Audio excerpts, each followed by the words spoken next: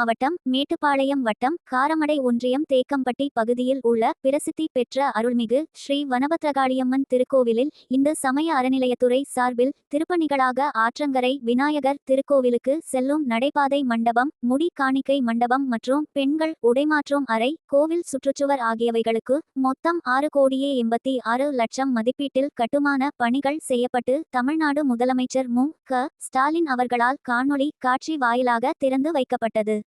இவ்விழாவில் இணை ஆணையர் ரமேஷ், செயல் அலுவலர் கைலாசமூர்த்தி, மேட்டுப்பாளையம் காவல் துணை கண்காணிப்பாளர் பாஸ்கர், காவல் ஆய்வாளர் சின்ன காமனன், கோவை மாவட்ட அறங்காவலர் குழு உறுப்பினர் கவிதா கல்யாணசுந்தரம், திமுக தலைமை செயற்குழு உறுப்பினர் டி.ஆர். சண்முகசுந்தரம், காரமடை ஒன்றிய பொறுப்பாளர்கள் எஸ். சுரேந்திரன், எஸ்.எம்.டி. கல்யாணசுந்தரம், காந்தி, நகர செயலாளர்கள் மேட்டுப்பாளையம் முனுசாமி, காரமடை குருபிரசாத், பொதுக்குழு உறுப்பினர் பிரஸ்குமார், மாவட்ட பிரதிநிதி மேடூர் கணேசன், பொறியாளர் அணி துணை அமைப்பாளர் திலீப் மற்றும் பொதுமக்கள் பலர் கலந்து கொண்டார்கள்.